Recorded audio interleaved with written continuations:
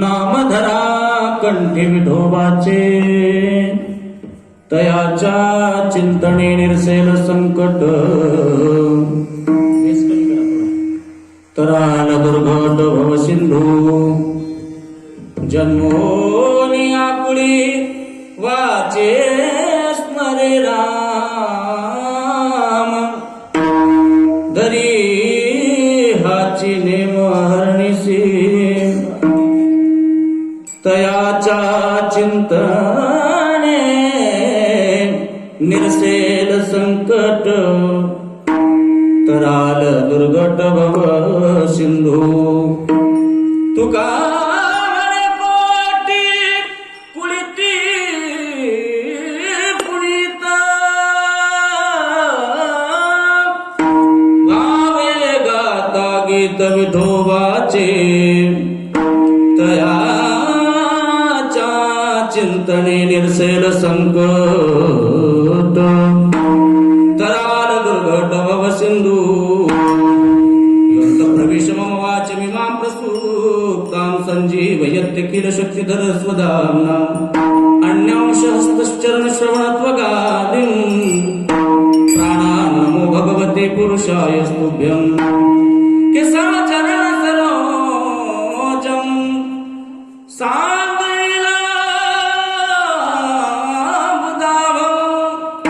जगन्नीतपाणिम्,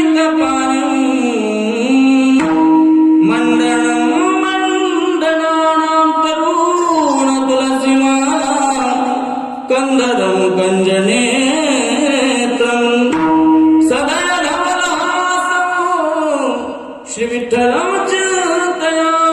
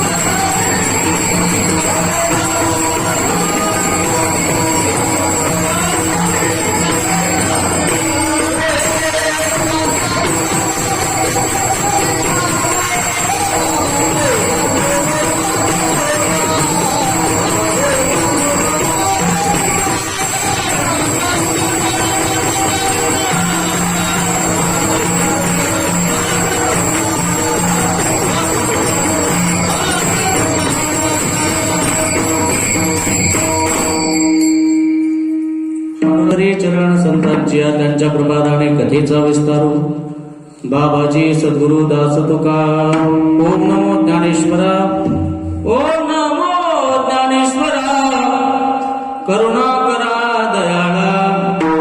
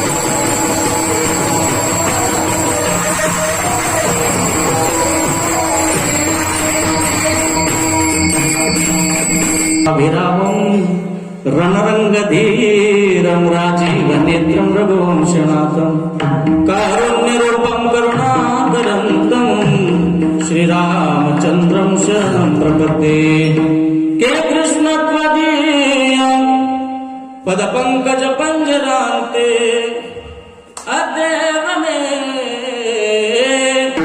विशदुमानसराजहंस प्राण समयकपवात पित्ते कंठावरोधन विदो स्मरणं कुतस्ते ऐसे नमन करुणी सकळा हरिकथा बोले बोबडिया बोला अज्ञान म्हणूनिया बोलिया बाळा चालवी सकळा नमाने विठला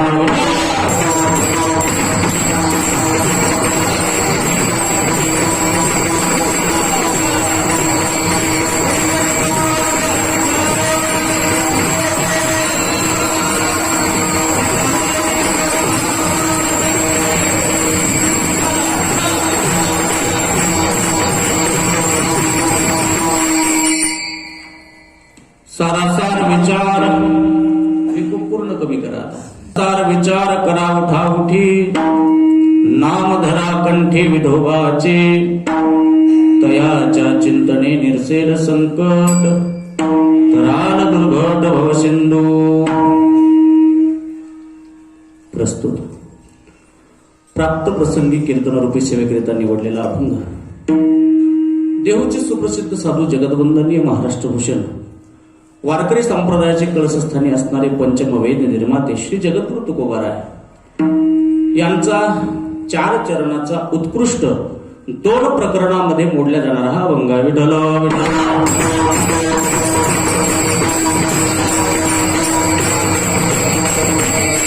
या अभंगाद्वारा श्री संत जगद्गुरु तुकोबाराय यांच्यावर भूतलावर जन्माला आलेल्या जीवांकरता सारखा असारखा या गोष्टीचा विचार करण्याकरता हा अभंग लावतोय. या अभंगाद्वारा जगद्गुरु तुकोबाराय तुम्हा आम्हाला विचार करण्याकरता सांगतात. विठ्ठल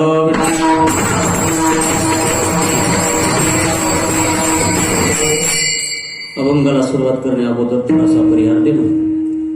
हे वक्त्याचं आद्य कर्तव्य असतं म्हणून या ठिकाणी अखिल गुण निदान रुक्मिणी प्राण संजीवन जगदाधार भगवान पंढरीश पांडुरंग परमात्म्याच्या कृपा आशीर्वादाने कैवल्य साम्राज्य चक्रवर्ती संत सम्राट माऊली ज्ञानोबाराय वैराग राग रसिक जगद्गुरु तुकोबाराय आदी करून सकल संतांच्या पदस्पर्शाने पुनीत झालेली तुपटागळी नामक नगरीमध्ये भगवान रामप्रभूंच्या दरबारामध्ये संपन्न होत असलेला हा अखंड हरिनाम सप्ताह किम निमित्त आहे तर श्री हरिभक्तपरायण गुरुवर्य वैकुंठवासी कृष्णरावजी बोबडे गुरुजी यांच्या प्रथम पुण्यस्मरणानिमित्त हा अखंड हरिनाम सप्ताह विठ्ठल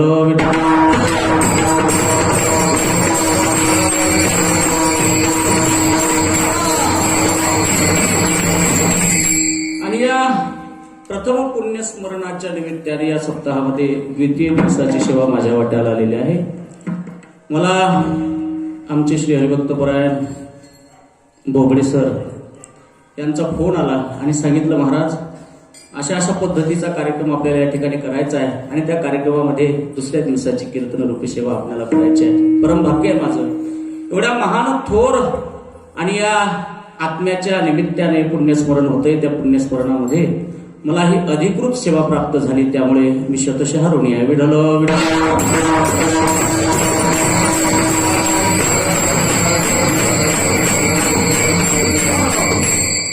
खर तर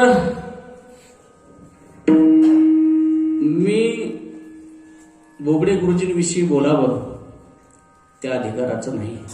त्याचं कारण असं आहे पत्रिकेवर फार सुंदर त्यांनी एक प्रमाण टाकलं केले दिगंबर विश्वर विभूती. खऱ्या अर्थाने हे विश्वराचा अंश असणारी मंडळी उभं आयुष्य प्रपंच करत असताना प्रपंच करून परमार्थ करणे आणि फार मोठा वारसा आपल्या उत्तराधिकाऱ्यांना प्राप्त करून देणे ही काही सामान्य गोष्ट नाही. विठ्ठल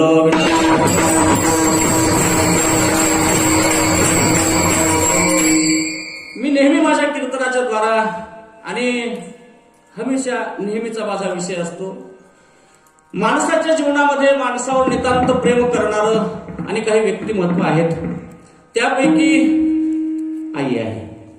बहुतांश संत महात्म्यांपासून तर आमच्यासारख्या कीर्तनकारांपर्यंत सर्वांनी आईचं वर्णन तोंड भरून घेतलेलं आहे, केलेलं आहे. अनेक प्रमाणाद्वारा संतांनी सुद्धा बापाचं पद हे सेकंड नंबरला ठेवलेलं आहे. बरोबर आहे. पहिल्यांदा माय हा शब्द आहे, आई हा शब्द आहे, माता हा शब्द आहे, तदनंतर पिता हा शब्द आहे. पण एक वाक्य मी नेहमी सांगतो ऐका. जीवनामध्ये एक पद महत्वाचं नसून जीवनामध्ये दोन्ही पद महत्वाचे आहे.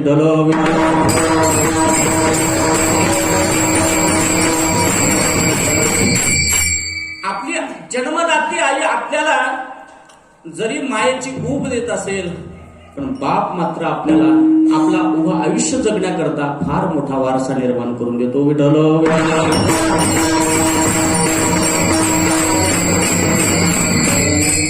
फार मोठं त्यांचं योगदान आहे परमार्थामध्ये.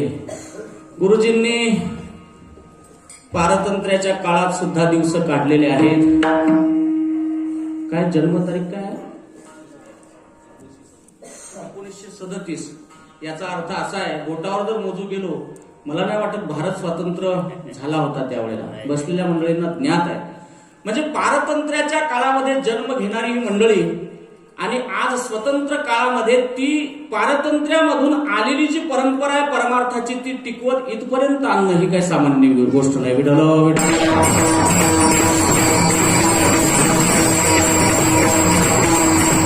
अनेक ठिकाणी आम्हाला बापाचं श्राद्ध करणारी मंडळी पाहायला मिळते. नव्हे त्याहीपेक्षा बिकट परिस्थिती पाहायला मिळते. 3 मुलं एका बापाला सांभाळू शकत नाही, हे दुर्दैव आहे.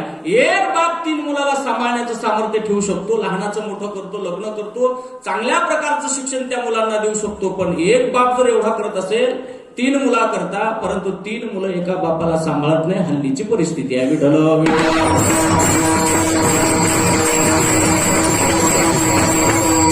कौतुक करावं असं वाटतं हो.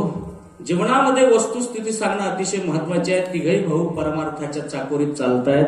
बापाने सांगितलं हा वारसा आहे.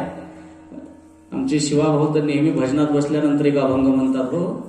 माझ्या वडिलाची मिरासी गा देवा, माझ्या वडिलाची मिरासी गा देवा, तुझी चरण सेवा पांडुरंग किंवा साधावया. अर्थात माझ्या वडिलाची मिरासी गा देवा, तुझी चरण सेवा साधावया किंवा पांडुरंगा. तर या ठिकाणी वाढ वडिलापासून परमार्थ करत ही परंपरा जोपासत आणली. तर तिघही भाऊ परमार्थामध्ये सक्रिय आहे. त्याचं कारण सांगतो. आई सुद्धा आपल्या जीवनामध्ये तेवढीच महत्वाची आहे, परंतु त्या पाठीमागे बापाचंही काही अधिकार कमी नाही, बापाचंही पद मोठंच आहे. आई काय करते? आई आपल्या लेकराला तिच्या डोळ्याने दिसते तेवढं दाखवते.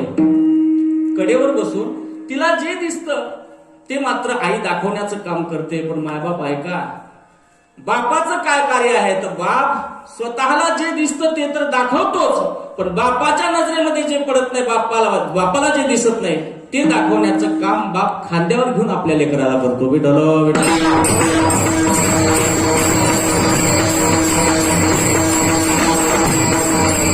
न दिसणारे स्वप्न जे आयुष्यामध्ये रेखाटलेले असतात, की ज्या पदापर्यंत, ज्या अधिकारापर्यंत बाप पोहोचत नाही, तो अधिकार आपल्या बाळाला प्राप्त व्हावा या दृष्टीनं बाप आपल्या खांद्यावर त्या बाळाला घेऊन मिरवतो, सांगतो बाळ बघ रे, तुला जेवढं काही पाहायचं जग तेवढं पाहण्याकरता हा त्याग बापाचा आहे. आई सुद्धा तेवढंच प्रेम करते. परंतु या ठिकाणी आमचे बोबडे गुरुजींनी फार नितांत परमार्थ केला. किती वैराग्य, किती त्याग त्यांच्या जीवनामध्ये. मी फार सुंदर व्हॉट्सअपला त्यांचा एक लेख ऐकला होता, वाचला होता. ज्या वेळेला याच तुपटाकडीमध्ये, या दरबारामध्ये सप्ताह चालू होता, त्याच काळामध्ये आदरणीय बोबडे गुरुजींची आई वारली. 3रा दिवस होता ना सप्ताहाचा, 3रा का 4था दिवस होता. गुरुवर्य पुनसे महाराजांचंच कीर्तन होतं. 3रा दिवस आई गेली. हा विठ्ठल महाराज पुनसेंचं कीर्तन होतं. आणि आई गेल्यानंतर बहुतेक फार मोठं दुःख असतं. ते दुःखाची पोकळी भरून न निघण्यासारखं ते दुःख असतं. परंतु आईला स्मशानामध्ये सार केल्यानंतर घरी येऊन आंघोळ करणं आणि अंघोळ केल्यानंतर नित्य नियमाने याच मंदिरामध्ये कीर्तनाला येऊन बसणे. दरबारामध्ये येऊन बसता येत नाही, सुतक आहे, परंतु कीर्तनाविषयीची असणारी जी निष्ठा आहे, कीर्तनाविषयी जे असणारं प्रेम आहे, ते मात्र राहुल्या गेलं नाही. त्यांचे मोठे चिरंजीव शिवदास भाऊ यांच्या पोटाला धरलं आणि कीर्तनामध्ये बाहेरच्या प्रांगणात येऊन तुझे द्वारीचा कुतरा नको मोकल तू दातारा, याचा अर्थ असा आहे की भगवंताच्या द्वारामध्ये जाऊन बसणे हाच त्यांच्या जीवनातलं आणि ध्येय होतं. विठ्ठल विठ्ठल.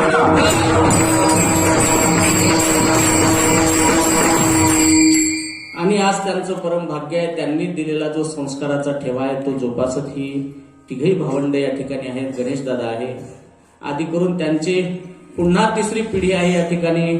श्री महाराज आहे, आदी करून सर्व परिवारातील मंडळी आहे. खर तर एकाएकी गुरुजींनी निघून जाणं, निष्ठावंत संपूर्ण या आपल्या परिसरामध्ये श्री हरिभक्त परायण गुरुवर्य शिवाजी महाराजांनी जो जप तयार केला होता, सुरू केला होता, त्या विठ्ठल नाम जपामध्ये त्यांचं एक महत्वाचं स्थान होतं. त्यांना ज्येष्ठ नामधारक म्हणत होतो. ज्येष्ठ वारकरी म्हणून त्यांना एक पदवी होती आणि साजेलचं होतं बरं का. नाही तर बहुतेक लोकांना पद प्राप्त होतात, पण त्या पदाला न शोभणारं कार्य असतं. विठ्ठल विठ्ठल. आम्ही पद ऐकतो, ज्येष्ठ वारकरी कोणालाही पद देतात, कोणाच्याही खांद्यावर तालुक्याची धुरा आहे म्हणतात. काय चाललंय कुठे? निष्ठावंत वारकरी होते बोबडे सरांना साजेलचं पद त्यांना प्राप्त झालं. ज्येष्ठ वारकरी, ज्येष्ठ नामधारक. आणि पहा, तीच ओढ परमार्थाविषयी असणारी आज मात्र बाहेर मला आमच्या काल पुरुषोत्तम बोबडे सरांनी दाखवलंय. फार सुंदर त्या ठिकाणी वृंदावन तयार केलं. खरंच आहे, अखंड त्या भगवान परमात्म्याच्या आणि सहवासामध्ये राहण्याची त्यांची जी इच्छा होती ती मात्र आता पूर्ण झाली. विठ्ठल.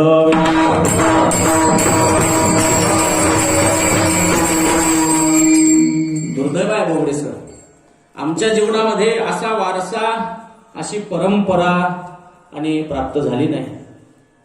तसं भाग्यवानच समजतो. परमार्थामध्ये ज्या अर्थी आम्ही या ठिकाणी येऊन ओढवलो, ज्या अर्थी त्या मार्गावर चालत आहे, त्या अर्थी आमच्या वाडवडिलांचं पुण्य आहे. त्या बाबतीत दुर्भाग्य राहिलो. अगदी लहान वयामध्ये वडील वारल्यामुळे बाप म्हणजे काय अजून आठवत नाही. ज्या वयामध्ये जे काही विचारश्रेणी असते त्या विचारश्रेणीला अनुसरून बाप म्हणजे काय हे पाहायला मिळालं नाही. पण तुम्ही तिघही भाऊ भाग्यवान आहे की तुम्हाला तुमचे मुलं पाहण्या इतपत तुम्हाला तुमचे वडील पाहायला मिळाले.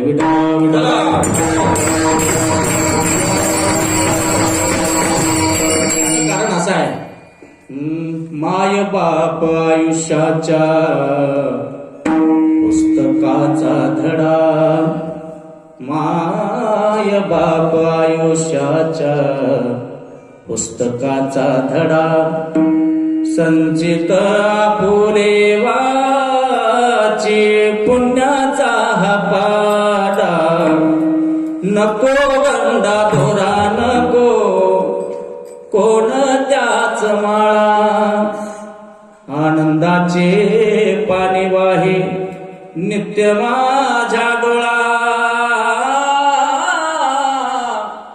आईच्या कुशीत माझी रोज बरे शाळा, आईच्या कुशीत माझी रोज बरे शाळा.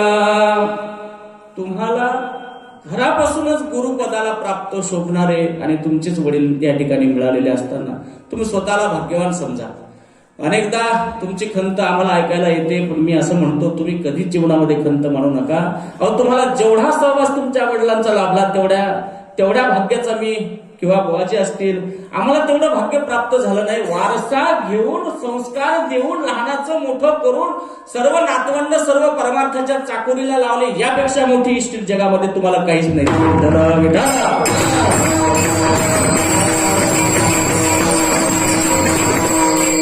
हा मृत्यू लोकाचा नियम आहे. आएगा सो जाएगा, राजा रंक फकीर, कितने सिंहासन चढे कितने बन गए जंजीर. एक ना एक दिवस प्रत्येकाला मरावं लागतं. निमित्त मात्र होतं. गुरुजी आले, कार्य केलं, निघून गेले, विषय संपला.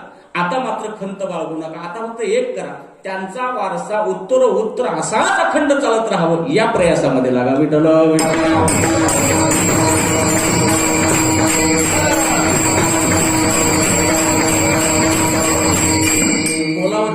खूप थोडा आहे आणि त्यांच्याच त्या संस्काराचा वारसा म्हणून या ठिकाणी त्यांच्या प्रथम पुण्यस्मरणानिमित्त या ठिकाणी अखंड हरिनाम सप्ताह भरगच्च कार्यक्रम आहे. काकड्यापासून तर पार जागरापर्यंत या ठिकाणी आपल्याला कीर्तन वगैरे सर्व ऐकायला मिळतं आणि हे संस्काराचा ठेवा आहे. नाहीतर वाडवडील गेल्यानंतर काय करतील लोक. आता मात्र 13व सुद्धा घालण्याकरता लोकांकडे फुरसत नाही, एवढं वातावरण बदललंय. पण या काळामध्ये सुद्धा आपण सर्वांनी वडिलांच्या प्रत्यर्थ स्वतः स्वतंत्र या ठिकाणी कार्यक्रम उभा केला. त्या कार्यक्रमामध्ये द्वितीय दिवसाची सेवा माझ्या वाट्याला आलेली आहे. मला अभंगाकडे लक्ष द्यायचं आहे. अभंग त्याच विषयाला अनुसरून घेतलेला आहे. गुरुवर्य बोबडे गुरुजींनी माझं या अभंगावर कीर्तन ऐकलं होतं बरं का अण्णा. नवीन कीर्तन करायला सुरुवात केली होती. मी सायखेड्यामध्ये हा अभंग घेतला होता, सारासार विचार करा उठावटी. बुवाजी पुढे बसलेले होते आपले गुरुवर्य वामन बुवाजी. आणि या अभंगावर त्यांनी कीर्तन ऐकल्यानंतर माझ्या आयुष्यात पहिल्यांदा शाबासकी देणारा जो व्यक्ती भेटला होता ते म्हणजे आमचे बोबडे गुरुजी. विठ्ठल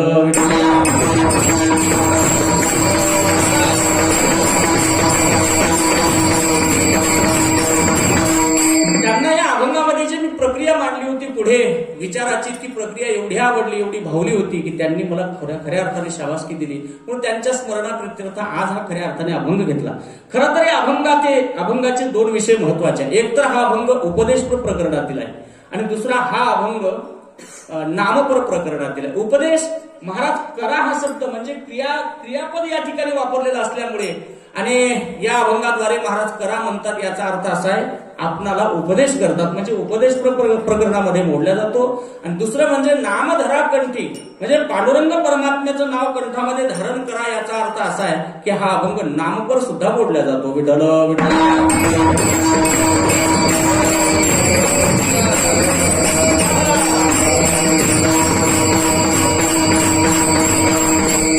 खरं तर उपदेश प्रकरणापासून आपल्याला या अभंगामध्ये प्रवेश करायचा आहे. खरं या अभंगाद्वारा जगद्गुरु तुकोबाराय उपदेश करतात, पण कोणाला हा फार महत्वाचा विषय.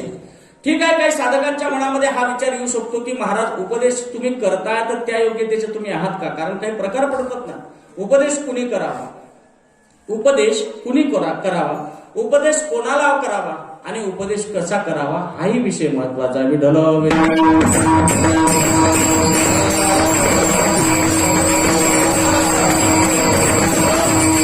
उपदेश कुणी करावा तर महाराजांच्या भाषेत जर सांगायचं झालं तर महाराज म्हणतात की उपदेश करण्याचा अधिकार त्याला आहे.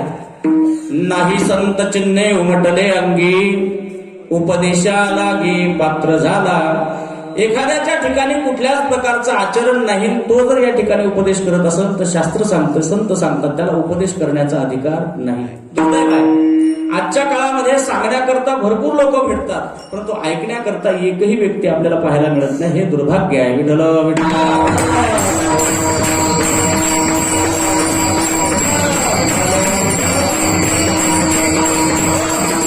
महाराज सांगतात की उपदेश कुणी करावा. नाही संत चिन्हे उमटले अंगी उपदेशा लागी पात्र झाला.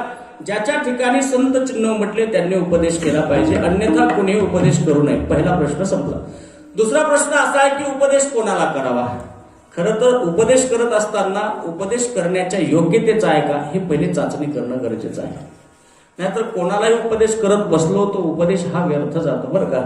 शास्त्र सांगतं ना किंवा जगद्गुरु तुकोबाराचं प्रमाण सुद्धा आहे.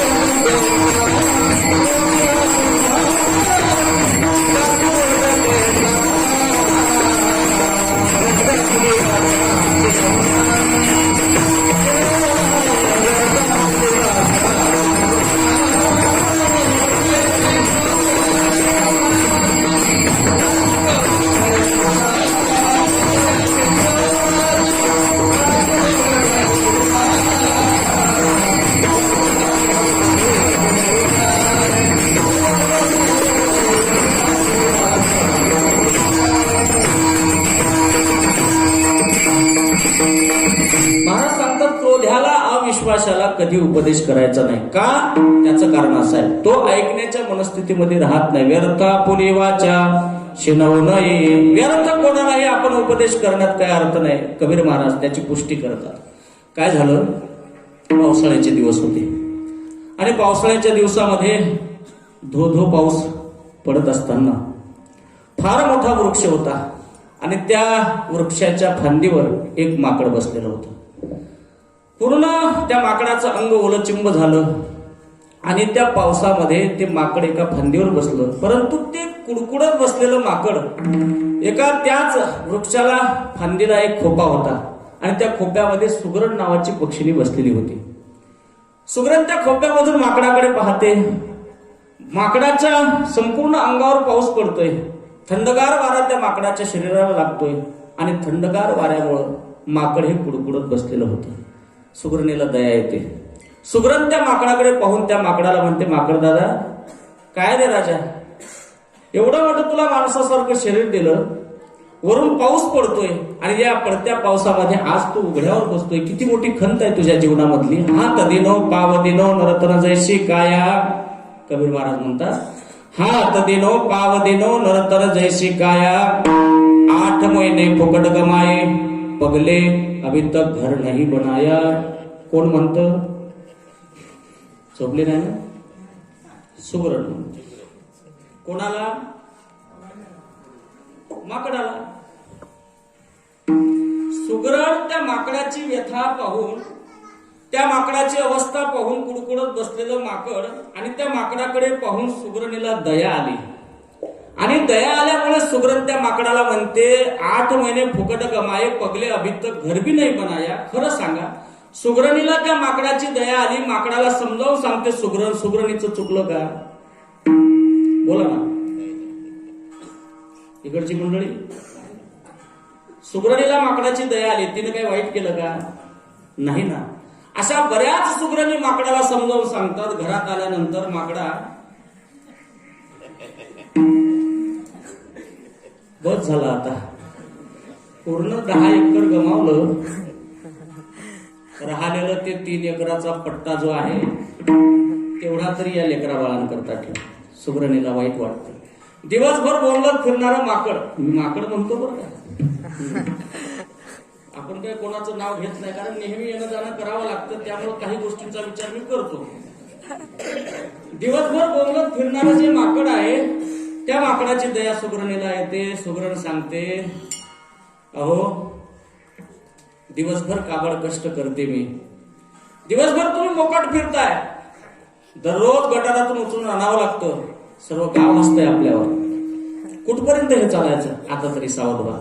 लेकरं लहानाचे मोठे होत आहेत, त्या लेकराच्या अंगाला कपडा नाही, त्या लेकराला कपडे घेण्याकरता 4 पैसे शिल्लक नाही.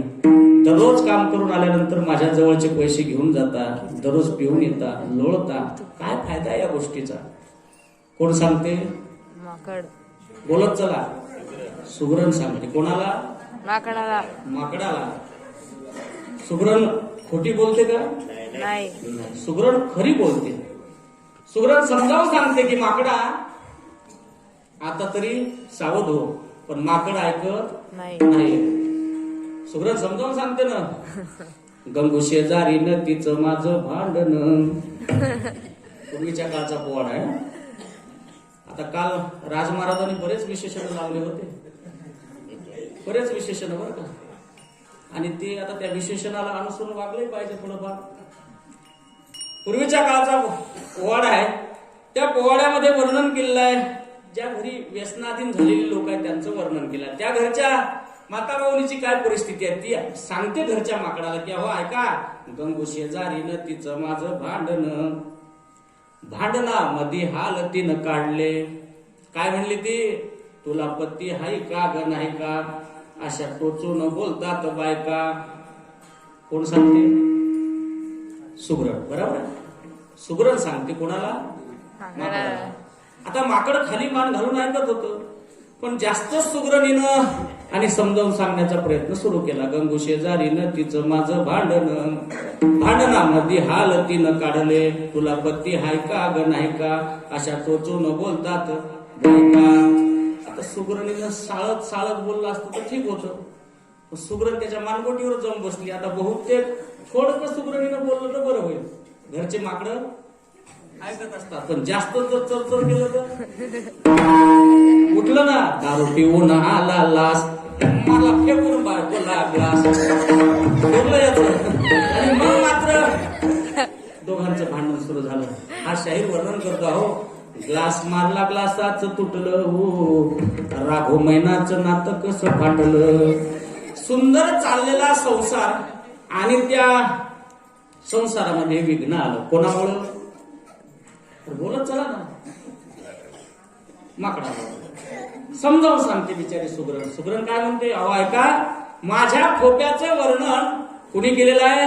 बहिणाबाईनं केलेलं आहे. अरे खोप्यामध्ये खोपा सुगरणीचा चांगला, पहा पिलासाठी तिनं जीव झाडाले टांगला. बहिणाबाई वर्णन करते या सुगरणीच्या खोप्याचा. एवढा सुंदर खोपा तयार केला आणि सुगरण त्या माकडाला सांगते, माकड दादा, तू ओला चिंब, तुला हात दिले, पाय दिले, माकडासारखं माणसासारखं शरीर दिलं, सर्व तुला करण्यात आणि सामर्थ्य दिलेलं आहे, पण का स्वतः करता घरटं तयार केलं नाही? बघ किती सुंदर मी खोपा तयार केलेला आहे. जगाच्या पाठीवर सुगरण जेवढी हुशार आहे तेवढा मात्र कुठलाच पक्षी हुशार नाही. एक चोचीने काडी काडी गोळा करायची, स्वतः करता घरटं तयार करायचं. जगाच्या पाठीवर मला नाही वाटत असा कोणता इंजिनियर जन्माला आला असेल की इमारतीचे कॉलम वर आणि बंगला खाली. विठ्ठल विठ्ठल.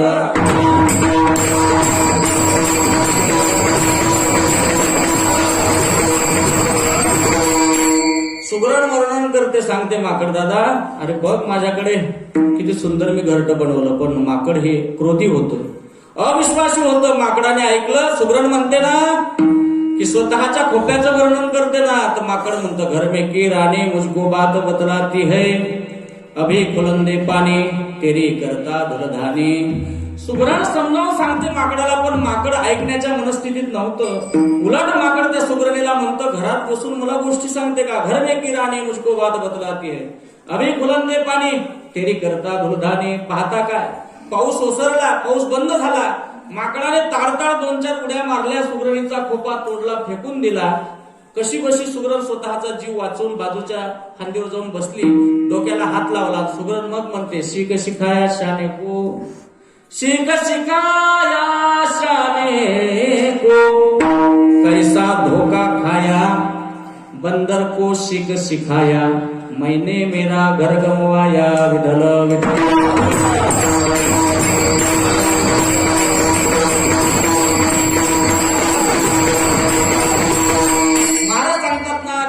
अविश्वासी त्याशी बोध कैसा व्यर्थ आपली वाचा शिकून शिनवू नये. त्या पद्धतीने सुगरणीने माकडाला उपदेश केला. परिणाम काय झाला? बंदर को शिक शिखाया, मैंने मेरा घर. स्वतःचं घरटं वायाला गेलं. कशामुळं? क्रोध्याला उपदेश केल्यामुळे. महाराज म्हणतात, क्रोध्याला, अविश्वासाला उपदेश कधीच आयुष्यामध्ये करायचा नाही. मग उपदेश कोणाला करायचा? तो उपदेश हा शहाण्याला केला पाहिजे. ठीक आहे, शहाण्याला उपदेश केला म्हणजे मान्य आहे, पण कसा केला पाहिजे? महाराज त्याचंही उत्तर देतात. अधिकार तैसा करू उपदेश,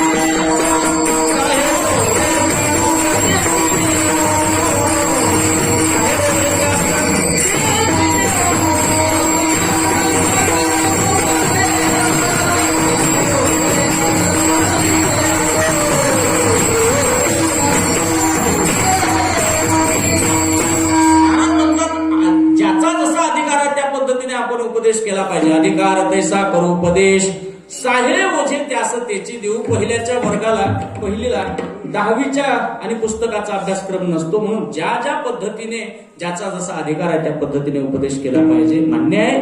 परंतु या अभंगाद्वारा जगद्गुरु तुकोबाराय तुम्ही उपदेश करताय तरी कोणाला? तर महाराज म्हणतात, मी उपदेश करतो ज्या जीवाला विचार करण्याची श्रेणी प्राप्त झालेली आहे, अशा जीवाला मी या ठिकाणी उपदेश करतो. विठ्ठल विठ्ठल.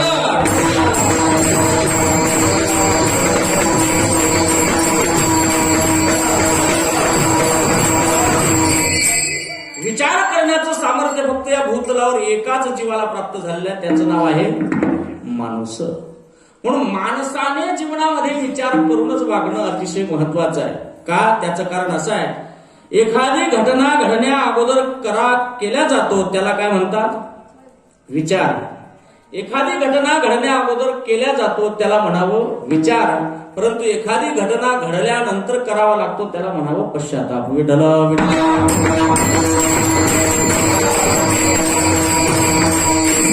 जगद्गुरु तुकोबारांना असं वाटलं असावं की माणूस म्हणून जन्माला आला बाबा, पश्चाताप करायची वेळ येऊ नये याच्याकरता विचार केला पाहिजे. आता विचार केला पाहिजे म्हणतो म्हणजे करायचा तर कुठला विचार? तर शास्त्राने सुद्धा त्या विचाराचं वर्णन केलेलं आहे. ऐका, काही गोष्टींचा विचार कधीच करू नये. काही गोष्टींचा विचार कधीच करू नये. काही गोष्टींचा विचार एकदाच करावा. काही गोष्टींचा विचार कधी कधी करावा आणि काही गोष्टींचा विचार सतत करावा.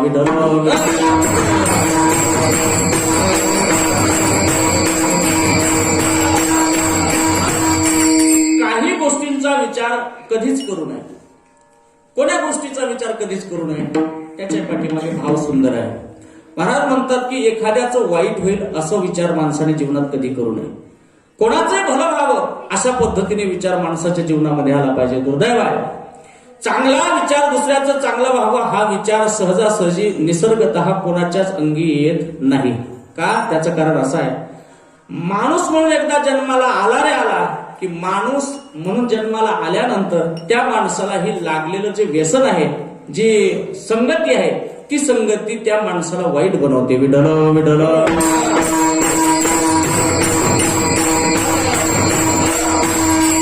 काही गोष्टींचा विचार कधीच करू नये. दुसऱ्याचं वाईट होईल असं विचार माणसाने कधीच करू नये. भला किसी का कर न सको तो, बुरा किसी का मत करना, पुष्प नहीं बन सकते तो तुम, कांटे बनकर मत रहना, कांटे बनकर मत रहना. दुसऱ्याचं भलं नाही करता आलं तरी चालेल, शास्त्र सांगतं दुसऱ्याचं वाईट तरी करू नका. एखाद्याच्या आणि वाटेवर आपल्याला नाही फुलं टाकता आले तर चालेल, पण किमान काटे तरी माणसाने अंतरवू नये. एखाद्याला नाही देव बनता आलं तर चालेल, परंतु किमान माणूस म्हणून तर तू जगला तरी भरपूर होईल. विठ्ठल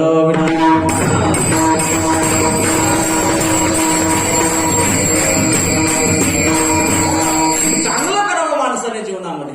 दुसऱ्याविषयी सद्भावना असणे ही महत्वाची आहे. वाईट विचार लोकांकरता जर आपण खड्डा खणला तर एक दिवस आपल्याला त्या खड्ड्यामध्ये जाऊन पडावं लागतं. नका करू नका, परंतु दुसऱ्याचं वाईट होईल असा विचार कधीच करू नये. पहिला विचार संपला.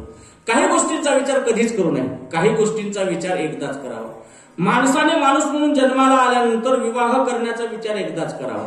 पुन्हा पुन्हा विवाहाच्या भानगडीत पडायचं नाही. त्याचं कारण असं आहे, एक म्हण आहे बरं का, आता मी ऐकलेलीच आहे, तो काय अनुभव नाही, परंतु मला असं वाटतं की नंतर नंतर अनुभव तसाच येईल.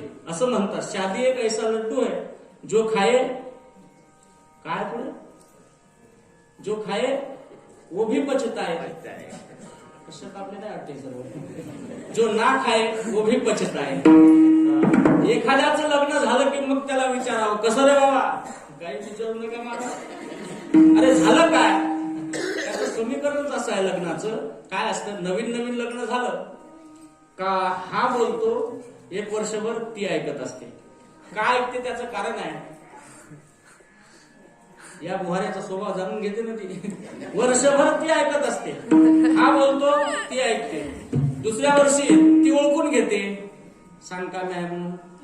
दुसऱ्या वर्षी ती बोलते, हा ऐकत असतो. पण तिसऱ्या वर्षी मात्र दोघंही बोलतात, सारं गाव ऐकत असतं. विठ्ठल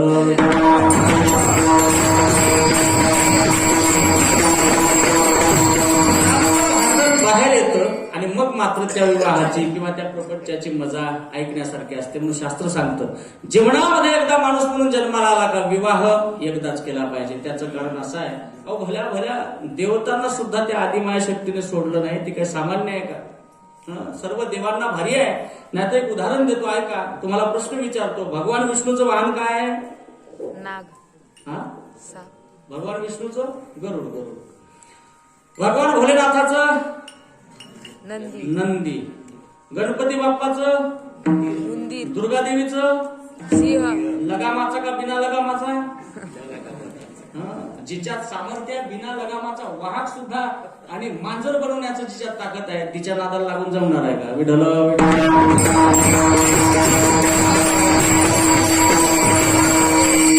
हे सामर्थ्य तिच्यामध्ये म्हणून शास्त्र सांगतंय की तसंही 2 पत्न्या करणं हे मात्र पापाला अनुमोदन देणार आहे. महाराज म्हणतात एका पुरुषा 2 नारी पाप वसे प्रमाण आहे त्याच्याकरता. म्हणून शास्त्र सांगतं जीवनामध्ये एकदाच करावं. कसं का चालेल ना, खटमट होऊन कसं का होईना पण शेवटपर्यंत एकी सोबत गाडा नेला पाहिजे हे फार महत्वाचं आहे. विठ्ठल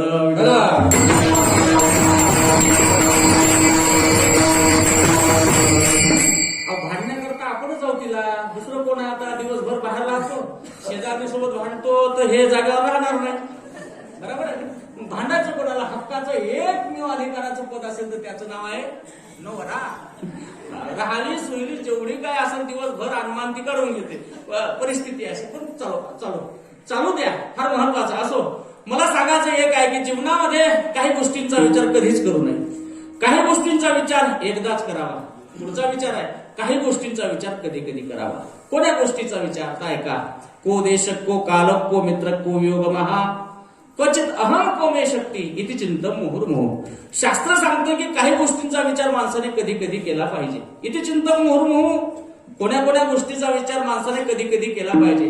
सामान्य भाषेत सांगायचं झालं तर संगती, संतती, संस्कृती, प्रकृती आणि संस्कृती ह्या सर्व गोष्टीचा विचार माणसाने केला पाहिजे. त्याही पेक्षा सामान्य भाषेत सांगायचं झालं तर अन्न, वस्त्र, निवारा, शिक्षण, आरोग्य, संस्कार या संपूर्ण दैनंदिन जीवनामध्ये काही गोष्टींचा विचार माणसाने कधी कधी केला पाहिजे. कोण्या गोष्टीचा विचार? काय का? अन्नाचा विचार माणसाने कधी जीवनामध्ये करणं गरजेचं आहे. काय अन्नाचा विचार आहे? असा कोणता विचार आम्ही ऐकल्यानंतर आमचं भलं होईल? पण शास्त्र सांगतं बाबा रे, भलं होण्याचं मूळ जे असेल तर ते म्हणजे अन्न आहे. विठ्ठल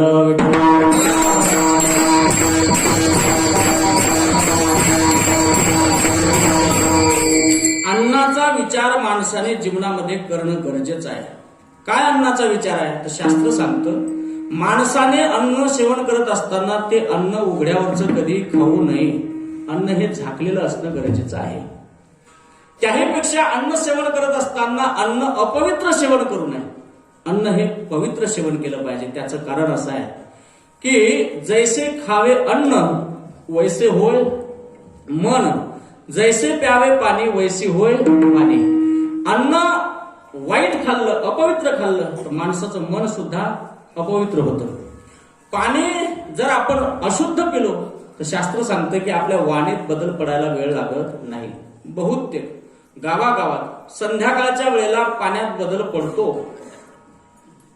आणि पाण्यात बदल पडला की वाणीत बदल पडायला वेळ लागत नाही. दिवसभर माणुसकीत बोलतो पण संध्याकाळच्या वेळेला पाण्यात बदल पडला मग मात्र त्याची जीभ पोगडी वळते. बरोबर आहे का? स्वर्गावर पाण्यात बदल पडला. पाण्यात बदल पडला म्हणजे वाणीत बदल पडायला वेळ लागत नाही. म्हणून शास्त्र सांगतोय अन्न हे पवित्र सेवन केलं पाहिजे. उघड्यावरचं अन्न कधीच माणसाने सेवन करू नये.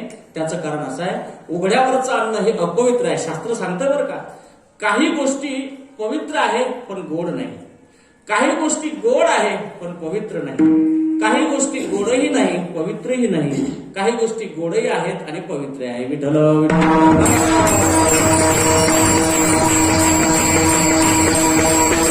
काही गोष्टी गोड आहे पण पवित्र नाही. हॉटेलची जिलेबी खायला कशी आहे? गोड आहे, पण खाल्ल्यानंतर ती पवित्र असेलच असं सांगता येणार नाही. त्याचं कारण असं आहे उघड्यावरचं अन्न हे कधीच पवित्र राहत नाही आणि त्याहीपेक्षा बनवणाऱ्याच्या हातावर अवलंबून आहे. बहुतेक लोकांना घरच्या बाईनं भजे केले का ते गोड लागत. कसे करू द्या, किती काही कांदा टाकू द्या, किलोनं कांदा टाकू द्या त्या माऊलीनं, तरी बहादर म्हणतो काही मन हॉटेलच्या भज्यासारखे झाले नाही. काय दुर्गुण असावा, कुठला गुण असावा या भज्यामध्ये?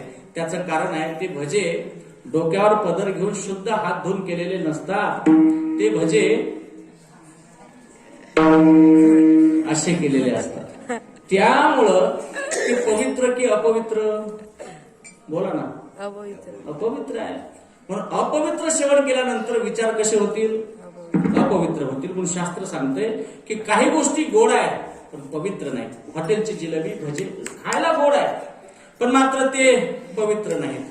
काही गोष्टी पवित्र आहे पण गोड नाही. गाईचं गौमूत्र पवित्र आहे, अपवित्राला पवित्र करण्याचं सामर्थ्य गाईच्या गौमूत्रात आहे, परंतु प्यायला गेल्यानंतर गोड नाही.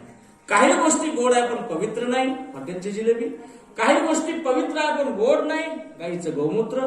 काही गोष्टी पवित्रही नाही गोडही नाही, तिला सरकार मान्य म्हणतात. आता तिला किराणा मान्य म्हणलं तरी हरकत नाही. विठ्ठल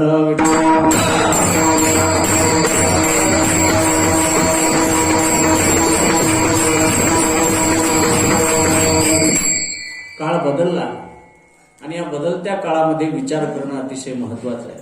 जगद्गुरु तुकोबाराय म्हणतात, बाबा मी तुम्हाला विचार करण्याकरता सांगतोय. काही गोष्टी पवित्र नाही, गोड नाही. मदिरा पवित्र नाही, गोड नाही. महाराज तुम्ही कसं सांगता? अनुभव आहे का? पण अनुभव घ्यायची गरज नसते. पिणाऱ्याच्या तोंडाकडे पहा. ज्या वेळेला तो ग्लासमध्ये टाकतो त्यावेळेला पित असताना डोळे उघडून पितो का झाकून? बोला ना. बहुतांश अनुभवी व्यक्ती इथे नसावेत आणि त्यामुळे मला उत्तर पाहिजे त्या प्रमाणामध्ये लगेच मिळत नसावं. झाकून पितो. का पितो? त्याचं कारण असं आहे की एकदा त्यानं ग्लासमध्ये टाकली का ती पूर्ण होईपर्यंत तो डोळे झाकतो. पिऊन पूर्ण झाला ग्लास का मग मात्र बोकड कसा झडती देतो त्या पद्धतीनं बहादूर झडती देऊन मोकळा होतो. विचारावं कशी लागते? महाराज गोडही नाही, पवित्रही नाही, परंतु काही गोष्टी गोडही आहेत आणि पवित्र आहेत. महाराज सांगतात ना, भगवान परमात्म्याचं नाम कसं आहे? अमृताहुनी गोड, अमृताहुनी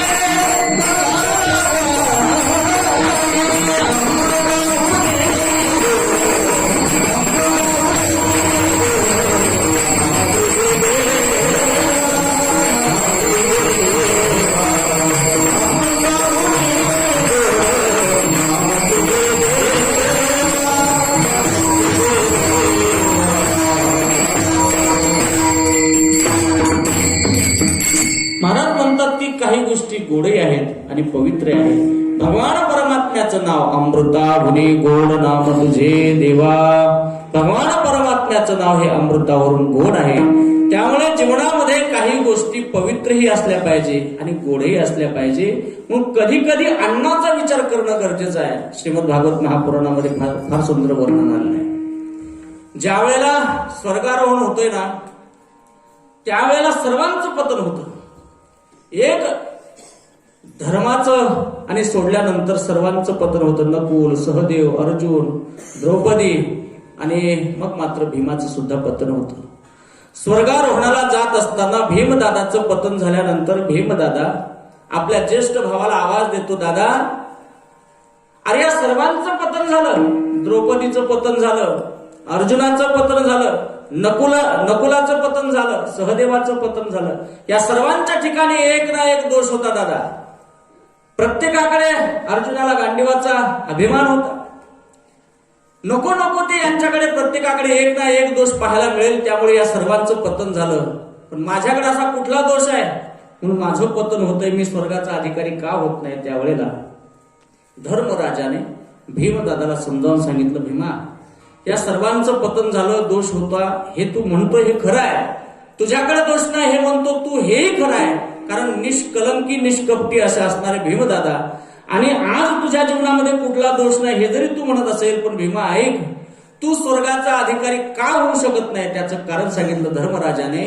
अरे जेवढं पांडव परिवाराला खाण्याकरता अन्न लागत होतं तेवढं अन्न तू एकटाच त्या ठिकाणी सेवन करत होता. त्यामुळे अति खाणारा जीव, अति खाणारा व्यक्ती हा स्वर्गाचा अधिकारी होऊ शकत नाही. म्हणून जेवण हे माणसाचं अतिशय महत्वाचं आहे. विठ्ठल विठ्ठल.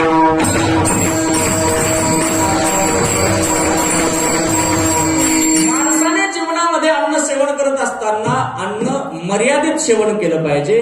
अन्नाचा अतिरेकही होता कामा नये आणि अन्ना वाचून प्राण जाताही कामा नये. त्याचं कारण असं आहे, अति खाणारा व्यक्ती हा स्वर्गाचा अधिकारी होऊ शकत नाही. धर्मराज समजावून सांगतात की भीमा तू जास्त खात होता. बहुतेक ज्यांना ज्यांना आपल्या फोटोच्या पुढे स्वर्गवासी लिहायची आवड असेल त्यांनी गेल्यानंतर विचारतील ना जाब, त्यावेळेला प्रत्येकाने ठरवलं पाहिजे की आपण जास्त खावं की नाही खावं. कारण महाराजांनी सांगितलं की जीवनामध्ये जर आपल्याला भगवत प्राप्ती करायची असेल तर साधक असो, साधू असो, संन्यासी असो, ऋषी असो, जपी असो, प्रत्येकाला नियम सांगितलेले आहे. काय नियम आहे? साधकाची दशा उदास असावी, उपमान नसावी अंतर्बाही, लोलुप्यता काय निद्राते जिनावे, भोजन करावे परमित किंवा परिमित. महाराज म्हणतात की जीवनामध्ये जर साध्यापर्यंत जायचं असेल तर आपल्या जीवनामध्ये भोजन हे प्रमाणामध्ये असणं गरजेचं आहे. त्याचं कारण असं आहे की साध्य जर साधायचं असेल तर भोजन अति केल्यानंतर त्या अति भोजनाचा सुद्धा दुष्परिणाम होऊ शकतो. विठ्ठल विठ्ठल.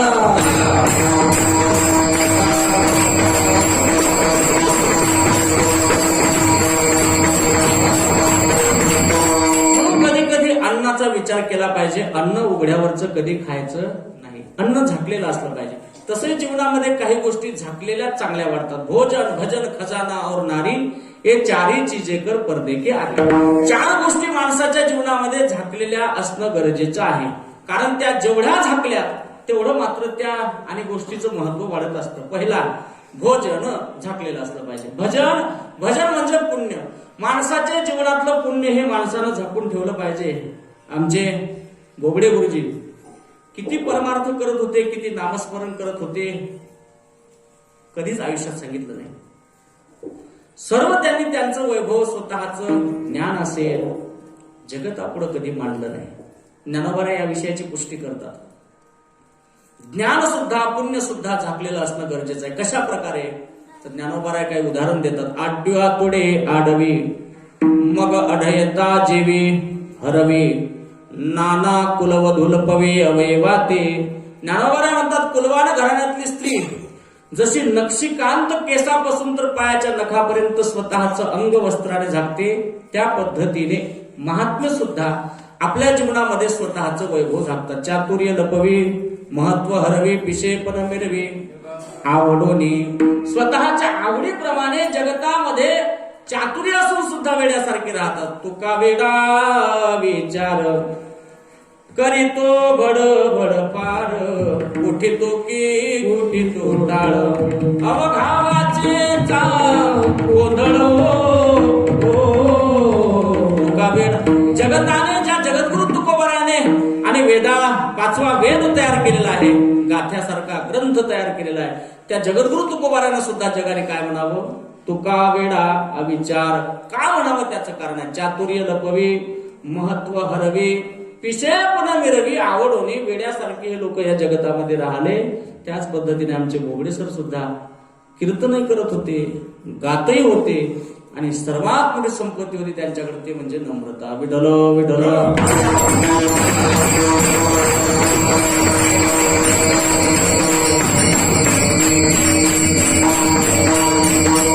झाकलेल्या असल्या पाहिजे. भोजन, भजन, पुण्य सुद्धा माणसाचं झाकलेलं असलं पाहिजे. उघड्यावर आपण कधीच मांडायचं नाही. बहुतेक लोक सांगतात महाराज पठ्ठ्याने पंढरपूरच्या 25 वाऱ्या केल्या. महाराज आम्ही 4 धाम केलंय.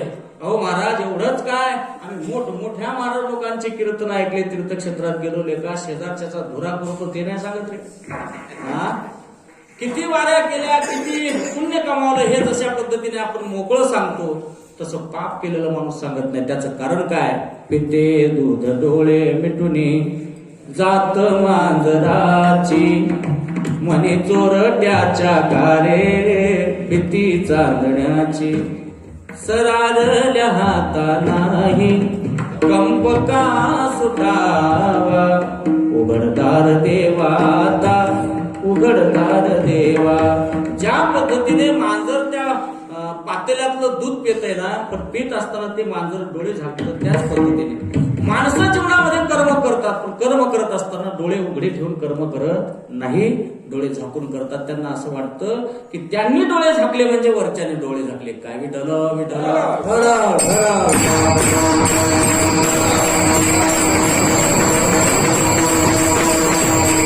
पुण्य सुद्धा माणसाच्या जीवनामध्ये झाकलेलं असणं गरजेचं आहे. ते उघड्यावर कधी करायचं नाही. भोजन भजन खजाना और नारी. माणसाच्या जीवनातली संपत्ती झाकलेली असली पाहिजे. आणि शेवटचं वाक्य सांगतोय नारी नक्षीकांत त्या ठिकाणी झाकलेली असली पाहिजे. ज्ञानोबाऱ्यांनी पाठपुरावा दिलेलाच आहे, दृष्टांत दिला ज्ञानोबाऱ्यांनी. नाना कुलवधूल पवी अवयवाते. कुलवान घराण्यातली वधू ज्या पद्धतीने आपले अवयव झाकते ना, त्या पद्धतीने कुलवान घराण्यातल्या स्त्रीने संपूर्ण अंग झाकलं पाहिजे. का तर खरी संस्कृती त्याच माता मावल्यांकडे पाहिल्यानंतर लक्षात येते. विठ्ठल विठ्ठल.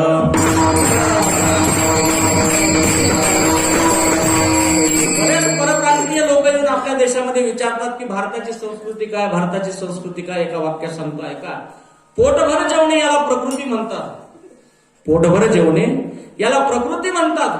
पोट भरल्यानंतरही जेवणे याला विकृती म्हणतात. पण अर्ध पोटी उपवाशी राहून दुसऱ्याचं पोट भरणे याला भारताची संस्कृती म्हणतात.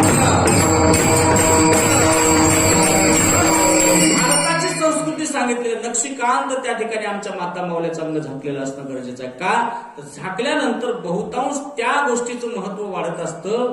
त्या पद्धतीने कधी कधी काही गोष्टींचा विचार करत असताना अन्नाचा विचार असेल, वस्त्राचा विचार असेल, शिक्षण, आरोग्य, संस्कार याचा विचार आपण जीवनात केला पाहिजे. शास्त्रीय भाषेत सांगायचं झालं तर को देश, आपण कोण्या देशामध्ये जन्माला आलेलो आहोत, को काल, काळ कसा आलेला आहे, को मित्र को वियोग महा, जीवनामध्ये मित्र कसा जोडायचा याचाही विचार केला पाहिजे. कधी कधी करणं गरजेचं आहे. को वियोग महा क्वचित अहम को मे शक्ती, स्वतःमध्ये किती सामर्थ्य आहे याचंही कधी कधी चिंतन केलं पाहिजे. इथे चिंतन मोहर्मोह म्हणून काही गोष्टींचा विचार कधी कधी केला पाहिजे. पहिला मुद्दा, काही गोष्टींचा विचार कधीच करू नये. काही गोष्टींचा विचार एकदाच करावा, काही गोष्टींचा विचार कधी कधी करावा. आता चौथा मुद्दा आहे, काही गोष्टींचा विचार सतत करावा. कोण्या गोष्टीचा विचार सतत करावा. महाराज सांगतात ना, क्षणोक्षणाला विचार केला पाहिजे, सतत विचार केला पाहिजे.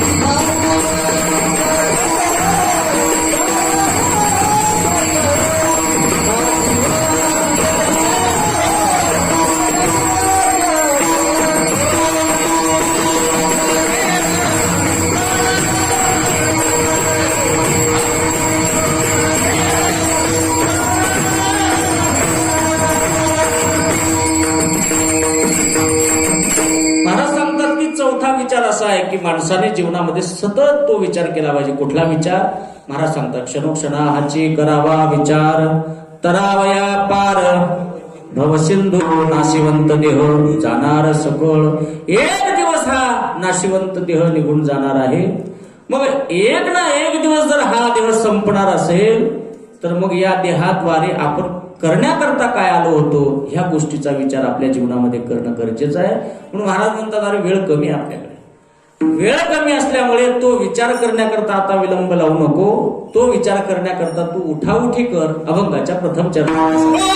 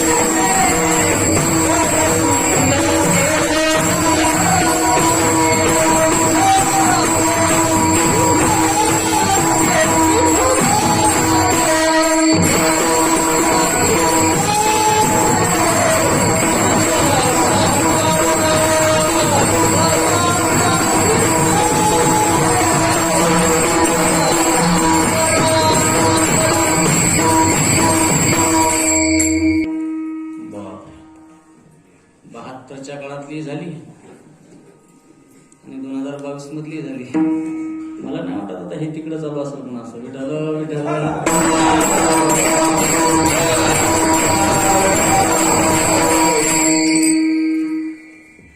तर आला दुर्घट भवसिंधू, तर आला दुर्घट भवसिंधू, तर आला दुर्घट. या 2022च्या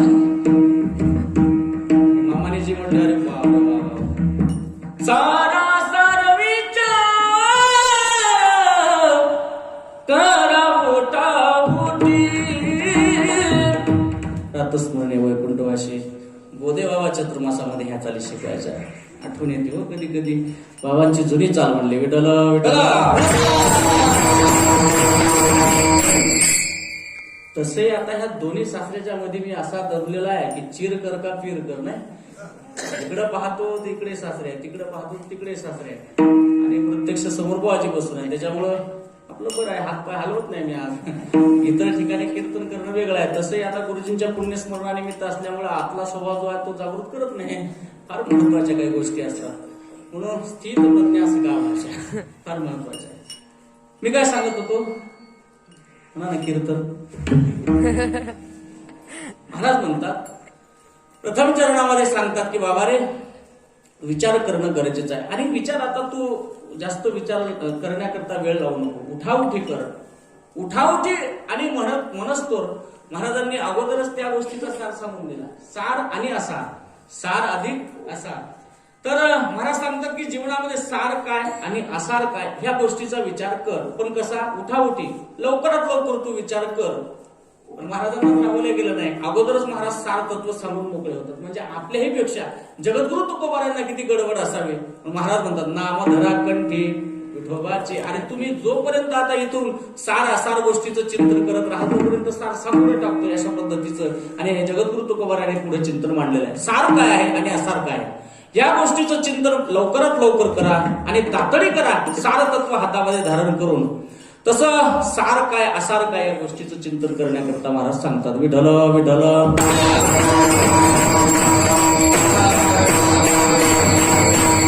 वेळ फार कमी आहे, पण कमी वेळामध्ये सार आणि असार या तत्वाचं चिंतन आपल्याला करायचं आहे. मुख्यतः परमार्थ करत असताना साध्यापर्यंत जर जायचं असेल तर आपल्या जीवनामध्ये 3 गोष्टी अतिशय महत्वाच्या आहेत. पहिले, भगवंत सार असला पाहिजे. आता देवांना काय कमी आहे का? 33 कोटी देवता आहेत, पण या सर्व देवांमध्ये आपल्याला सार देव निवडायचा आहे. या संपूर्ण व्रतामध्ये सार व्रत निवडायचं आहे. या सर्व तीर्थामध्ये सार तीर्थ निवडायचं आहे. या सर्व ग्रंथामध्ये सार ग्रंथ निवडायचा आहे. प्रत्येक गोष्टीचं सार आपल्याला या ठिकाणी पाहायचं आहे. आणि एवढं चिंतन करत असताना आपली रात्र निघून जाईल. कशामध्ये? सार काय असार काय या गोष्टीचं चिंतन करत असताना. प्रामुख्याने आम्हाला सार गोष्टीचं चिंतन करायचं आहे. त्याचं कारण असं आहे, काही गोष्टी सार आहेत परंतु काही गोष्टी असार सुद्धा आहेत. सारात असार आहेत, काही गोष्टी असारात सार आहेत, काही गोष्टी सारात सार आहेत आणि काही गोष्टी असारात असार आहे. विठ्ठल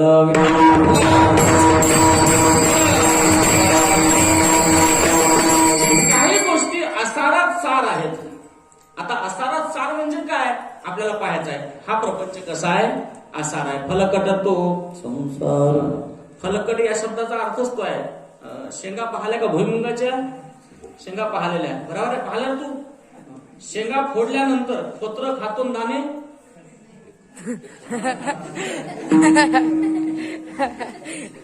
दाणे खातून खोत्र फेकून देतो. महाराज सांगतात त्याच पद्धतीचा हा संसार आहे. फलकट तो संसार. येथे सार भगवंत. या प्रपंचामध्ये रात्रंदिवस तुम्ही आपण राबतो तो प्रपंच कसा आहे? फलकट आहे, असार आहे. आणि या सार संसारामध्ये सार तत्व महाराजांनी सांगितलेलं. सार काय आहे? महाराज म्हणतात येथे सार भगवंत. भगवंत सार. पण त्याहीपेक्षा शास्त्रीय चिंतन जर पाहू गेलो, वेळ फार कमी आपल्याकडे, पण चालता चालता धावता धावता सांगतो.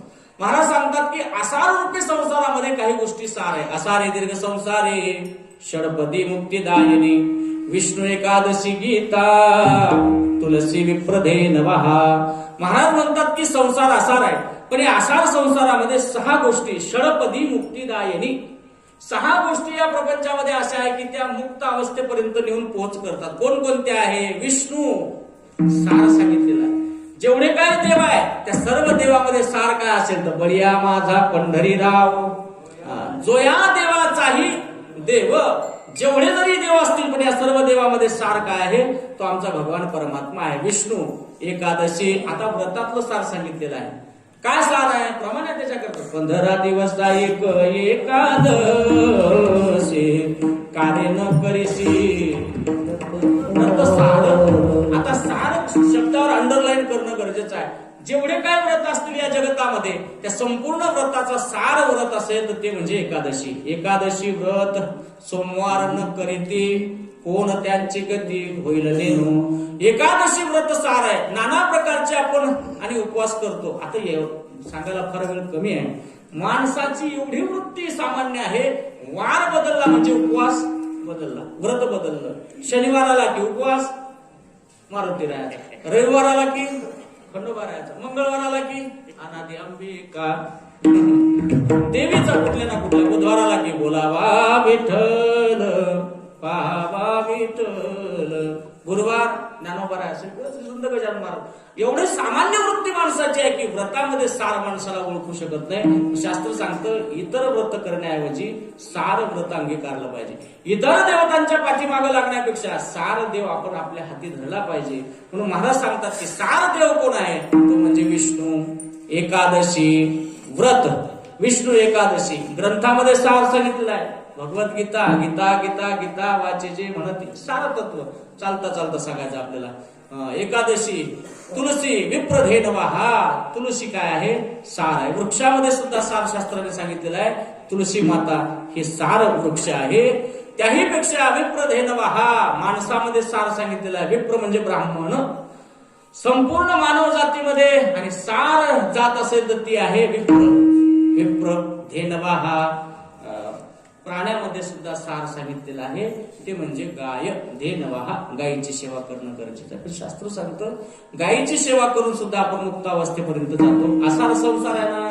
मग आपल्याला सार तत्व अंगीकारायचं असेल तर आपण सामान्य आणि गायीची जरी सेवा केली तरी देखील सुद्धा आपल्या जीवनामध्ये मोक्ष प्राप्त करू शकतो. काय मोक्ष प्राप्त करू शकतो? सहजासहजी होती का गायीची सेवा? पण शास्त्र सांगतं ती सेवा करत असताना आपल्यावर कुठलीही संकट येऊ द्या ना, काही अडचण नाही.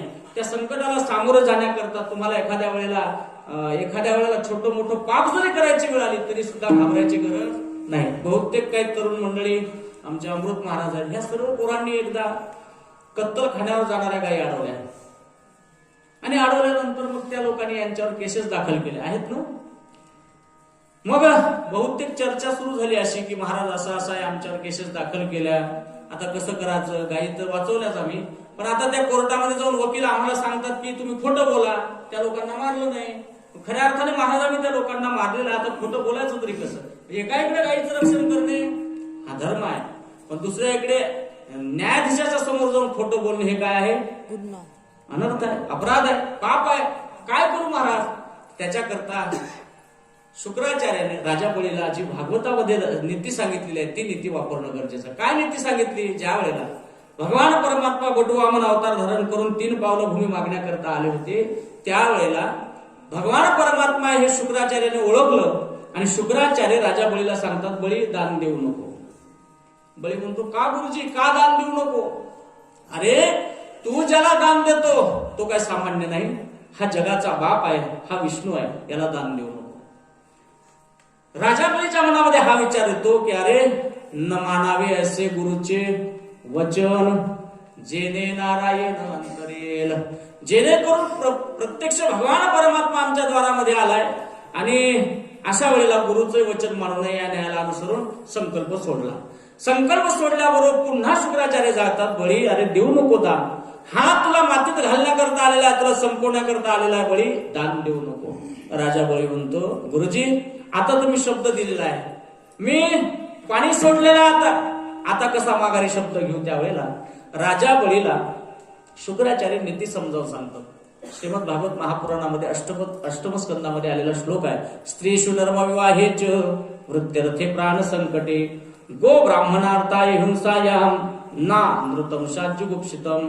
शुक्राचार्य राजा बळीला समजावून सांगतात, बळी अरे माणसाने कधी कधी खोटं बोललं तर पाप लागत नाही. कुठं कुठं खोटं बोललं तर पाप लागत नाही. तर शुक्राचार्य राजा बळीला सांगतात, स्त्री जातीला खोटं बोललं तर पाप लागत नाही. का लागत नाही त्याचं कारण असं सांगितलेलं आहे की स्त्रीच्या पोटात कुठलीच गोष्ट राहत नाही. एखादीच्या कानात जाऊन सांगा, अहो गावात असं असं घडलं, पण सांगितल्यानंतर मग म्हणायचं तुम्हालाच म्हणून सांगितलं, दुसरीला सांगू. साऱ्या गावात फिरते ही बिन तरी संदेश योजना. गावाचं शेवटचं जरी टोकाला घर असलं तरी तिथली माऊली येऊन सांगते की आम्हाला असं असं कानावर आलं होतं. हे सांगायची गरज नाही. त्याचं कारण असं आहे, का म्हणून यांच्या पोटामध्ये ती गोष्ट राहत नाही. त्याचं कारण असं आहे, धरिता ही परी आवरेना. शास्त्रीय दृष्ट्या यांना श्राप आहे. कोणाचा श्राप आहे तर ऐका, धर्मराजाचा स्त्री जातीला भेटलेला हा श्राप आहे. कसा काय तर चला महाभारतामध्ये काय आहे, महाभारतामध्ये कसा काय श्राप प्राप्त झाला तर ही कथा पाहण्या अगोदर थोडासा वारकरी संप्रदायाचा नियम आहे. सर्वांनी एकदा हात वर करा आणि हात वर करून भगवान परमात्म्याचं सार तत्व आपल्याला या ठिकाणी अंगीकारायचं. विठोबा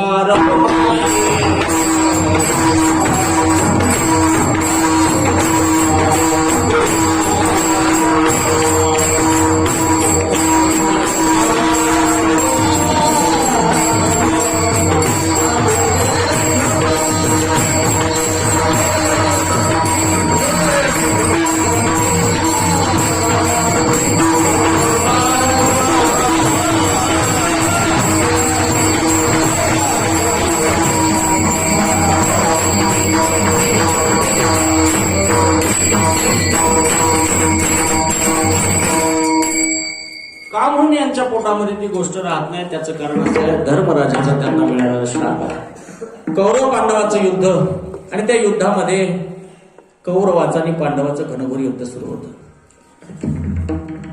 हजारो प्रेत त्या रणांगणावर रक्ताच्या थरोळ्यामध्ये पडलेले होते. त्यामध्ये कौरवाच्या बाजूने लढणारा एक पांडवच होता, पण तो कुंतीचा लग्न अगोदरचा पुत्र होता. कुंतीने त्याला हयात असताना कधी स्वीकारलं नाही. हा माझा पुत्र आहे असं कधी कुंतीने सांगितलं नाही. फक्त कुंतीला भगवान श्रीकृष्ण परमात्म्यालाच माहित होतं की कर्ण हा तिचा पुत्र आहे. भगवान श्रीकृष्ण परमात्म्याला, कुंतीला आणि कर्णाला सुद्धा माहिती होतं की कुंती कर्णाची आई आहे. कौरव पांडवाच्या युद्धामध्ये सर्वांना पराजित करण्याचं सामर्थ्य अर्जुनामध्ये होतं, पण कर्णाला पराजित करण्याचं सामर्थ्य हे भगवान परमात्म्याकडून घ्यावं लागलं.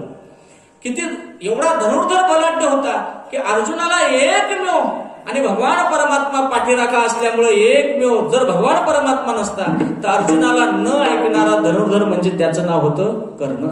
पण हो न हो भगवान परमात्म्याच्या आशीर्वादाने कर्ण मारला गेला. जसं कर्ण हता जिकडे तिकडे चर्चा सुरू झाली, कर्ण मेला, तशीच ती बातमी कुंतीच्या कानावर पडली. आता काही का असेना कुंतीचं बाळ होतं, लग्न अगोदरचं का पुत्र असेना, लग्न अगोदरचं का बाळ असेना, पण कुंतीचं बाळ असल्यामुळे आता मात्र कुंतीच्या काळजाने हेलावा घेतला. कर्ण मेलाय, कानावर पडलं, रक्ताच्या थरोळ्यामध्ये कर्णाचं प्रेत बेवारस पडलेलं होतं. आणि आता मात्र कुंती मनात विचार करते, उभं आयुष्य मी या लेकराला माझं म्हणलेलं नाही. जाता जाता माझ्या कर्णाचं मला मुख पाहायचं आहे आणि कर्णाच्या प्रेताजवळ जाऊन मला एकदा पश्चाताप व्यक्त करायचा आहे. म्हणून अंधारी रात्र पाहून कोणालाही कानाची कुही न कळू देता रात्रीच्या वेळेला अंधाराच्या दिशेने, त्या कुरुक्षेत्राच्या दिशेने अंधारी रात्रामध्ये आणि कुंती निघाली. तंबूतून कुंती माता बाहेर पडली. पावलाचा चाहूल आला आणि आता मात्र धर्मराज उठून जागे झाले. पाहतात तर काय, कुरुक्षेत्राच्या दिशेने अंधाराच्या वेळेला कुंती माता एकट्या रणांगणावर निघाल्या. हळुवार पावलाने धर्मराज सुद्धा तिच्या पाठीमागे गेले आणि गेल्यानंतर कर्णाचं प्रेत एवढ्या प्रेतामध्ये कुठं पडलेलं आहे कुंती माता सैरा वैरा पाहत होती. अंतकरणाला तिच्या आज मात्र फार वेदना होत होत्या. त्याचं कारण असं आहे, उभं आयुष्यभर ज्या लेकराला मी जन्म दिलाय त्या बाळाला मी आयुष्यभर माझ्या हृदयाला कधी लावलं नाही. हे फार मोठा तिच्या अंतकरणामध्ये खेद होता. आणि जिकडे तिकडे त्या कर्णाच्या प्रेताकडे पाहत होती. हो न हो कर्णाचं प्रेत तिने उघड्या डोळ्याने पाहिल्याबरोबर कर्णाच्या प्रेताजवळ गेली आणि ढसा रडायला लागली. तुकोबारा म्हणतात, शेवटी कर्णाची आई होती, जिचे पिळे बाळ जिचे पिळे बाळ प्राण तिचा विकळ ऐसा माते का स्वभाव. जगद्गुरु तुकोबरा म्हणतात, अरे हा आईचा स्वभाव. जिचे पिळे बाळ प्राण तिचा विकळ. कर्ण मेल्यानंतर त्या आईच्या अंतकरणाला दुःख झालं. आता मात्र कुंती माता ढसा त्या ठिकाणी रडायला लागली. त्याचं कारण असं होतं, 9 महिने 9 दिवस त्या कर्णाचं ओझं तिने आपल्या उदरामध्ये लहानाचं मोठं केलेलं होतं. आज तिच्या पोटचा गोळा निघून गेला. पहा ना, एखाद्या माऊलीच्या पोटचा गोळा निघून गेल्यानंतर तिलाच विचारावं तिला काय वेदना होत्यात. विठ्ठल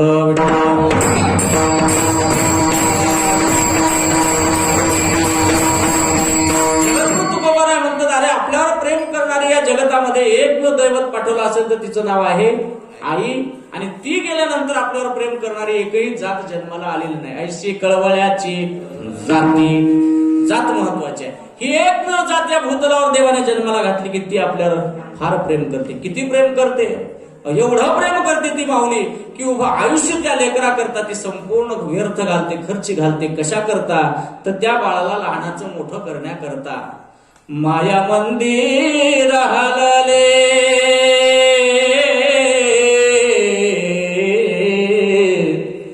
माया मंदिर हलले लागे कळस फुटाया. आज घायाळ पक्षीने जाई पिलाना भेटाया. आज घायाळ पक्षीने जाई पिलाना भेटाया. घायाळ पक्षीने सारखी ती माय रानावनात का गेलेली असे ना, ती त्या शेत मालकाला म्हणते, का हो काका वाजले नाहीत का 5? माझं पाणच पाण्यामध्ये झोपलेलं आहे आणि त्याला जाऊन मला भेटायचं आहे. काय धडपड करते ती, ऐका. हो तळपत्या उन्हात अनरकरक ध्यानात राहिली समाजासाठी तू ग कष्टाच्या घामात. कधी मिळेल मुठभर घास. 31 भेटल ना, बरोबर आहे का? किती गेले? 35. 61 आहे का?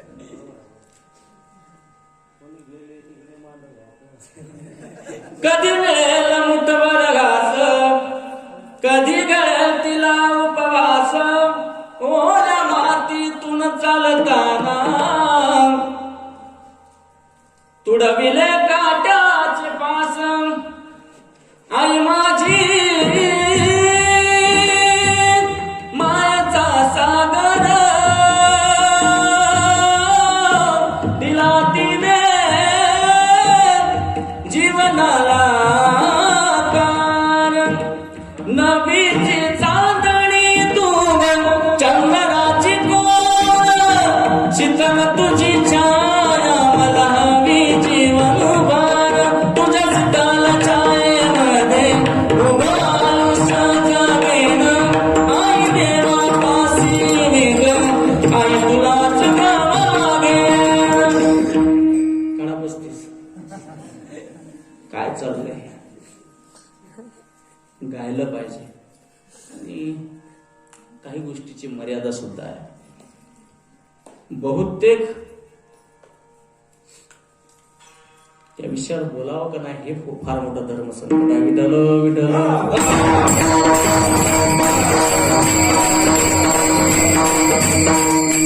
काय आहे दुसरं, काय आहे काय दुसरं? काय लोक वेडे होतात.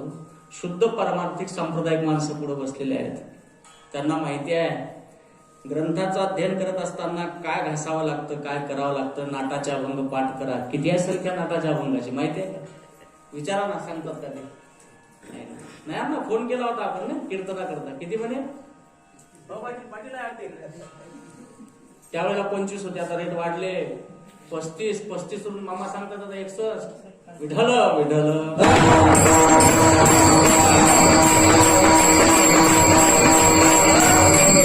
असो, ती माऊली उभा संतांच्या त्यांचे सुद्धा प्रमाण आहेत बरं का. जसं जगद्गुरु तुकोबाराय एका वाक्याची पूर्ण कविता जरी गायली ना, जगद्गुरु तुकोबारायच्या एका प्रमाणाची सर करत नाही. ऐशी कळवळ्याची जाती करीला भावेन प्रीती. ढसा ढसा कुंती माता रडायला लागल्या.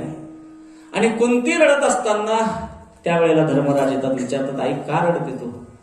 कुंती मातेला धर्मराज विचारतो रडण्यापाठीमागचं कारण काय. गाई हा वैरी होता आपला, आणि या वैराला कसं बसं भगवान परमात्म्याच्या प्रेरणेने मारता आलं, आणि या वैराच्या जवळ येऊन तू का रडते असा कुठला संबंध आहे. त्यावेळेला कुंती माता सांगते धर्मराजाला, धर्मा हा तुमचा पांडव आहे, तुमचा भाऊ आहे, ज्येष्ठ भाऊ आहे असं ऐकल्याबरोबर आता मात्र धर्मराज सुद्धा रडायला लागले. ढसा ढसा धर्मराज रडतात आणि आईला म्हणतात आई काय केलंस ग तू. हे युद्धाबद्दल जर तू आम्हाला सांगितलं असतं तर निश्चितच आम्ही आमचा ज्येष्ठ भाऊ म्हणून स्वीकारला असता. एवढी मोठी आणि एवढा मोठा अनर्थ आमच्या हातून तू घडून घेतलाय, तुझ्या पोटात ही गोष्ट राहिली तरी कशी. त्यावेळेला धर्मराजाला राग आला आणि रागाच्या भरामध्ये धर्मराजाने सांगितलं जा त्या मृत्यूलोकामध्ये भूतलात जेवढ्या काही स्त्रिया म्हणून जन्माला येतील त्यांच्या पोटात कुठली गोष्ट राहणार नाही. म्हणून म्हणतात स्त्रीशू नर्म विवाहेच मर्म विवाहेच काही नाते असतात. दीर भाऊजाईचं नातं आहे. मग दीर म्हणतो अहो वहिनी तुमचा भाऊ म्हैस घेऊन आलेला असतो का, नसतो. मग स्वयंपाकाचा ते कणिकेचा हात घेऊनच बाहेर येते, कोणाला पाहण्याकरता. हा तेवढं प्रेम असतं बरं का. खातात नवऱ्याचं गातात भावाचं, हा तेवढा स्वाभिमान आहे त्यांना. शास्त्र सांगतं मर्म विवाहेच वृत्त्यर्थे प्राण संकटे. एखादी गरीबाची मुलगी असेल, अपंग असेल, तिचं लग्न जोडण्याकरता जर एकदा कदाचित आपल्या खोटं बोलून जर तिचं लग्न जुळत असेल तर मग मात्र खोटं बोलायला हरकत नाही. विवाहेच वृत्त्यर्थे प्राण संकटे. ऐक रे राजा, बळीला सांगतो शुक्राचार्य, आता मात्र वृत्त्यर्थे प्राण संकटे, तुझ्या प्राणावर संकट आलंय आणि तू जरी 3 पावलं भूमी दान देण्याचा संकल्प केला पण आता संकल्प जरी माघारी घेतला तरी तुला पाप लागणार नाही. शास्त्र सांगतं काय आणखी काय कशा करता तर गो ब्राह्मणा ताई हिंसाया. गायीची सेवा करत असताना यदा कदाचित आपण न्यायाधीशाच्या समोर जाऊन खोटं जरी बोललो तरी पाप लागणार नाही. त्याचं कारण असं आहे की एवढ्या मोठ्या गायांचा तुम्ही प्राण वाचवला आणि तेवढ्या करता जर तुम्ही खोटं बोलले तरी शास्त्र सांगतंय की बाबा रे खोटं बोललं तर हरकत नाही. पण ही शुक्राचार्याची नीती आहे बरं का. विठ्ठल विठ्ठल.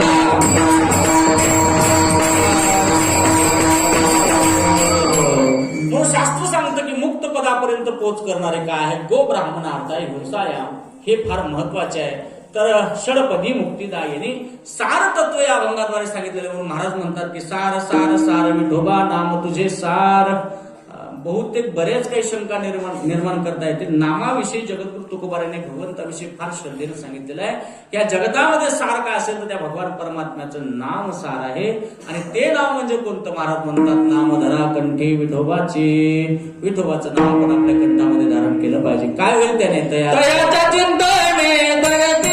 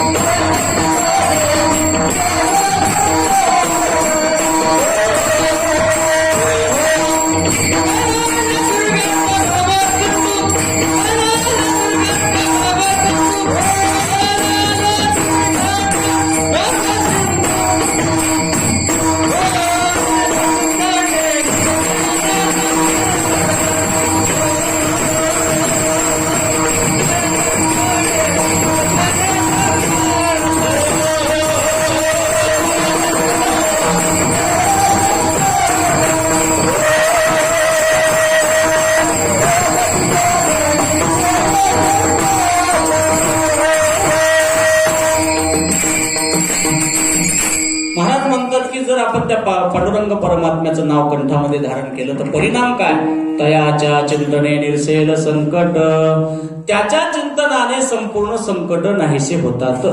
एवढंच काय, बहुतेक लोकांच्या अंतःकरणामध्ये असाही विचार येऊ शकतो की आमच्या जीवनामध्ये तर पापाच्या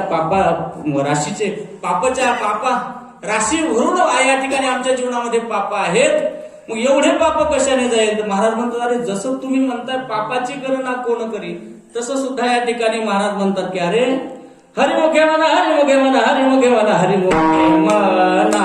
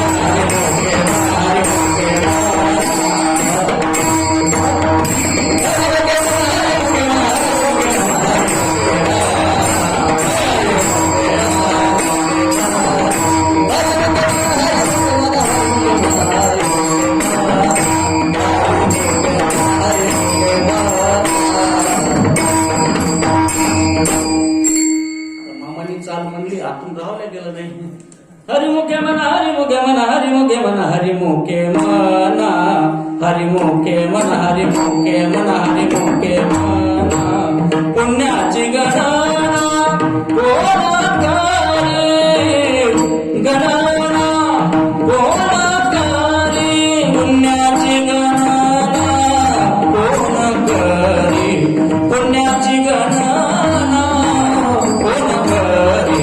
हरिमुखे म्हणा,